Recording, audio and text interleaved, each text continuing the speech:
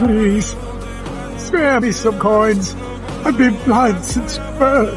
Teacher, was this man born blind because of his sin, or because of his parents' sin? You're asking the wrong question. It doesn't matter if he's sinned or if his parents have sinned. It only matters that when we see him, we see the work of God.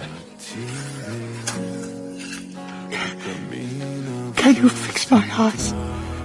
If you have faith that I can do it, it will be done.